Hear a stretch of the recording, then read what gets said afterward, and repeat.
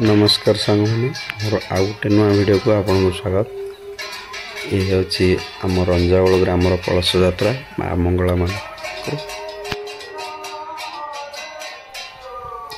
माँ मंगला नुआ प्रतिष्ठा तो से समस्ते कलश धरी माँ माने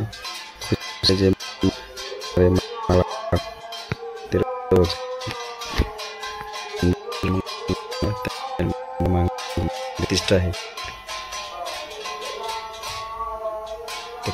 बहुत लगे माँ मैंने समस्ते कलश यात्रा गाँव समस्ते माँ मैंने कलश धरी मझीरे माँ आसी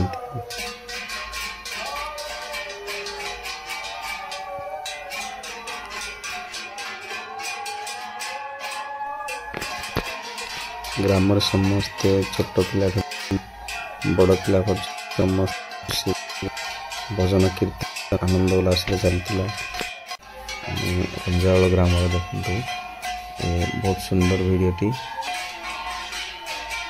प्राय समस्ते कलश धरी माँ मैंने प्रत्येक घर पिछा समस्ते कलश धरी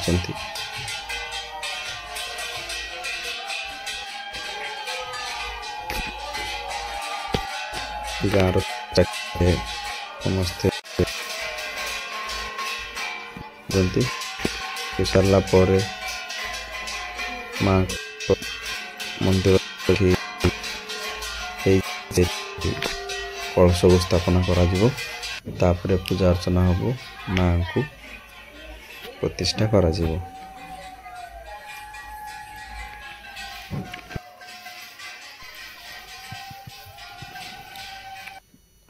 समस्ते कलश देखते मंदिर चारिपाखे कलश स्थापना अलरेडी करा पुणी पूजा सरला ये माँ मंगला मंदिर।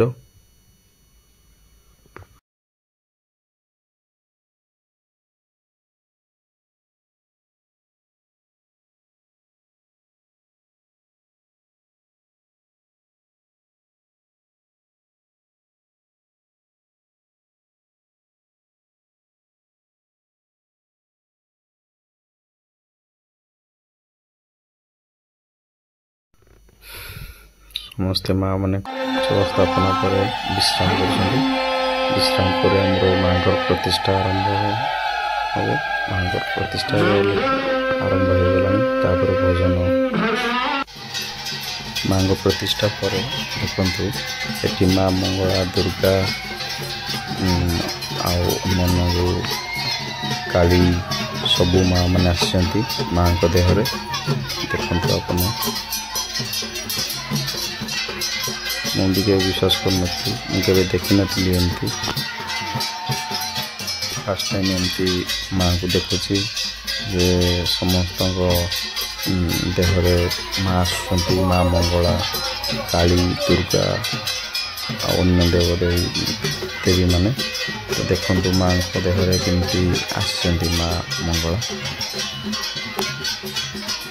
बहुत लोग भीड़ थिला ये माँ को देखिए बहुत लोग पचारि समस्ते भल मंद कमी कौन तो माँ देखु केमती लीला तो आपन भी ये आसीपर मंगलवार ही पूजा हो माँ मंगला रंजावल ग्राम हो।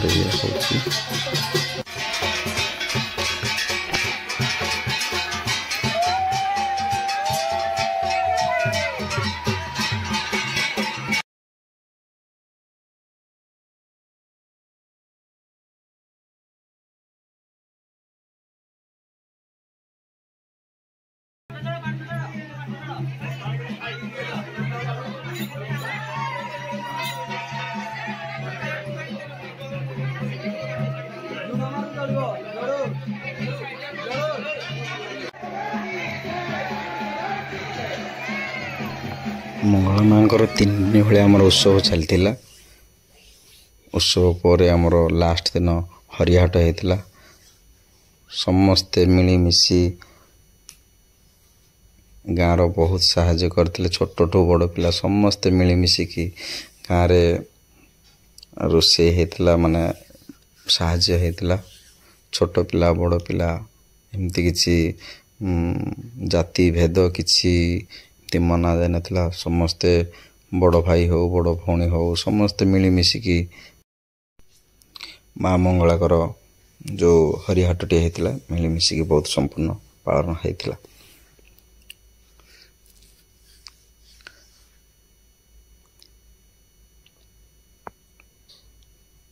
ଆଉ ଆମ ଗାଁର ଏ ହେଉଛି ଏମିତି ଏଠି ଫାଷ୍ଟ ନୁହେଁ, ମାନେ ୟା ପୂର୍ବରୁ ବି ବହୁତ କିଛି ପୂଜା ହେଇଛି, ସପ୍ତାଙ୍ଗ ହେଇଛି। ଅଲଗା ଯେକୌଣସି ମନ୍ଦିର ପ୍ରତିଷ୍ଠା ହେଲେ ବି ଆମର ଗାଁର ହରିହାଟ ହୁଏ। ଗାଁ ସମସ୍ତେ ମିଳିମିଶିକି ଏମିତି ହରିହାଟ ମିଶି ଭଲ ପାଳନ କରୁ। ଦେଖନ୍ତୁ ଏ ମା ମଙ୍ଗଳା ଏବେ ପ୍ରତିଷ୍ଠା ହେଇସାରିଲେଣି। ଦେଖନ୍ତୁ ମାଙ୍କର ବହୁତ ସୁନ୍ଦର ମୂର୍ତ୍ତିଟି ହେଇଛି। ମାଙ୍କୁ ଦେଖିଲେ ଯେମିତି ଲୋଭ ଲାଗେ ଯେ ମା ଯେମିତି ସତେ ଆମକୁ ନିଜେ ଦେଖୁଛନ୍ତି। ମା ମଙ୍ଗଳା ମା ମଙ୍ଗଳାଙ୍କର ମନ୍ଦିର ଏବେ ଅଲରେଡ଼ି ପ୍ରତିଷ୍ଠା ହେଇସାରିଲାଣି। ଏ ରଞ୍ଜାଉଳ ଗ୍ରାମର ମା ମଙ୍ଗଳା ମନ୍ଦିରଟି। ଆମ ଗାଁରେ ମା ମଙ୍ଗଳା ତ ସାଙ୍ଗମାନେ ଭିଡ଼ିଓଟି ବହୁତ ଲମ୍ବା ହେଇଯିବ, ଲମ୍ବା କରୁନି। ଏହି ମନ୍ଦିରଟି ରଞ୍ଜାଉଳ ଗ୍ରାମରେ ମା ମଙ୍ଗଳାଙ୍କ ମନ୍ଦିର। ଆପଣ କେବେ ଆସିଲେ ବି ଖଜୁରିଆଗଟାରୁ ବହୁତ କମ୍ ବାଟ, ଓନ୍ଲି 1 କିଲୋମିଟର ୟା 2 କିଲୋମିଟର ଲାଗିବ ମା ମଙ୍ଗଳାଙ୍କ ମନ୍ଦିର। ତ ଇଏ ବେହେରା ସାହିରେ ପଡ଼ୁଛି। ମା ମଙ୍ଗଳାଙ୍କର ବହୁତ ସୁନ୍ଦର ଭାବରେ ଗାଁ ଲୋକ ମିଳିମିଶି ପରିଚାଳନା କରିଥିଲେ। ବୟସ୍କ ଲୋକମାନେ ବି ବହୁତ ସାହାଯ୍ୟ କରିଥିଲେ। ଦେଖନ୍ତୁ ବହୁତ ଭଜନ କୀର୍ତ୍ତନରେ ଗାଁଟି ବହୁତ କୋଳାହଳରେ ମାତିଥିଲା 3 ଦିନ ପୁରା। ତ ଭିଡ଼ିଓଟି ଲମ୍ବା କରିବାକୁ ଚାହୁଁନି। ଜୟ ଜଗନ୍ନାଥ, ନମସ୍କାର ସାଙ୍ଗମାନେ। ମୋର ଆଉ ଗୋଟେ ଭିଡ଼ିଓରେ ପୁଣି ଦେଖା ହେବ। ନମସ୍କାର।